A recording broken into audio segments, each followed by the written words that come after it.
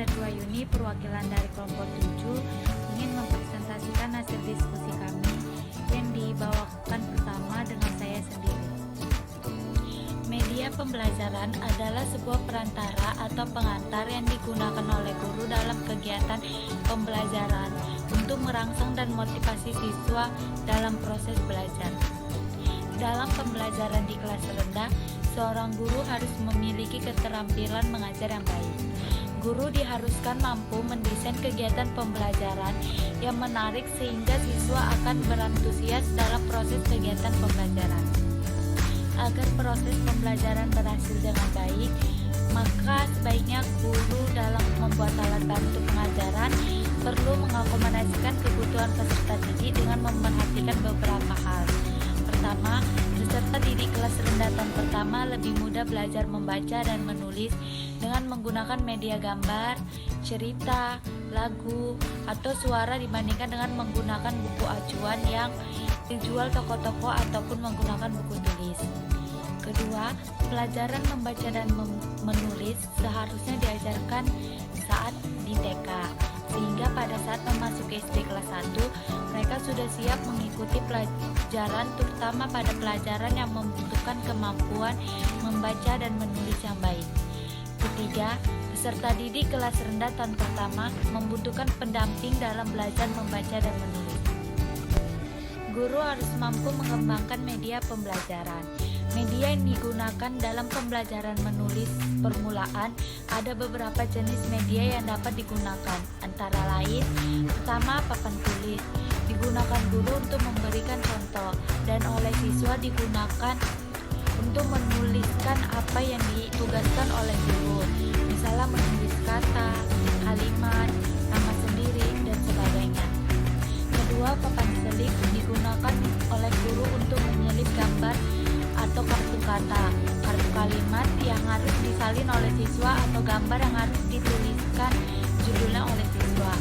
Ketiga, papan tali digunakan untuk menggantungkan kartu kalimat, kartu-kartu kata, dan huruf yang harus disalin oleh siswa atau gambar yang perlu dituliskan judulnya.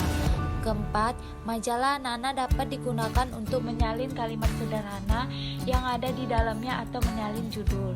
Kelima, papan nama, kartu nama, label, dan sebagainya digunakan untuk tugas menyalin. Selanjutnya, membahas tentang urutan pembelajaran menulis awal dilakukan sebagai berikut.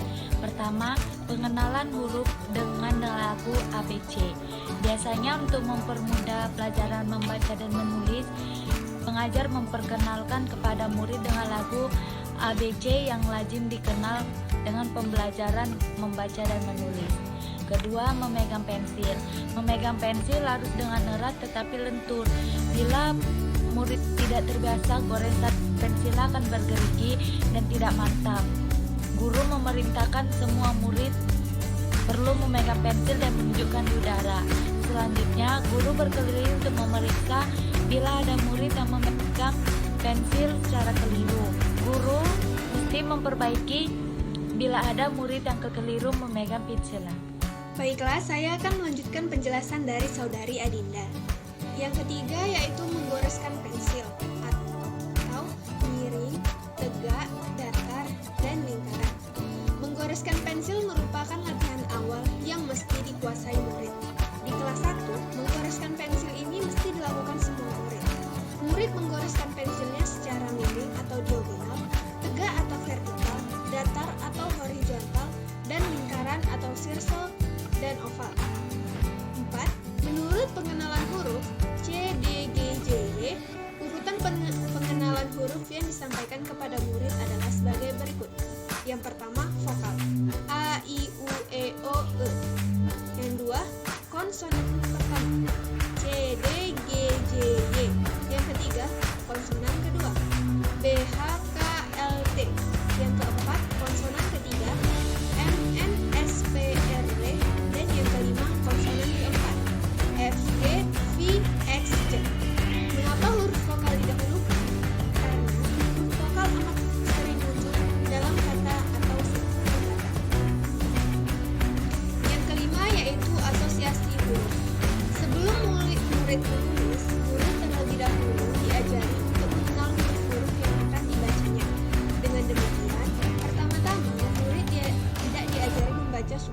atau kata dahulu, melainkan membaca atau mengenal huruf.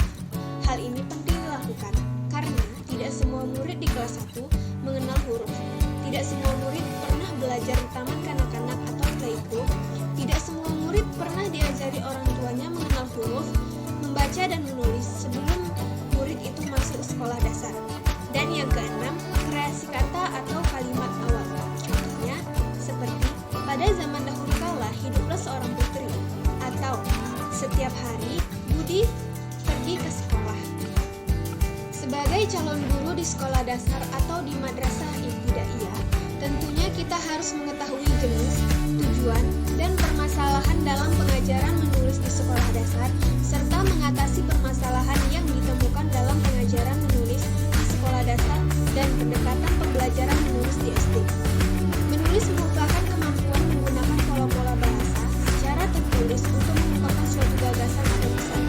Rusiana, 1998, halaman 191.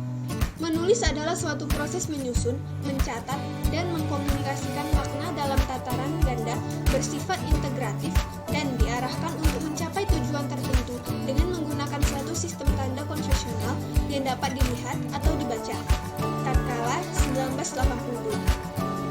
Selanjutnya akan dibacakan oleh Saudari Widya.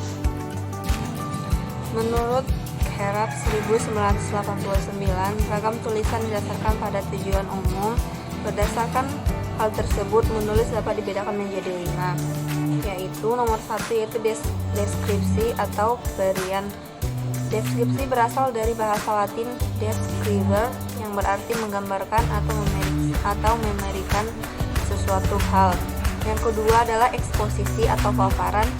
Eksposisi berasal dari kata exposition yang berarti membuka, dapat pula diartikan sebagai tulisan yang bertujuan untuk memberitahu, mengupas, menguraikan, atau menerangkan sesuatu.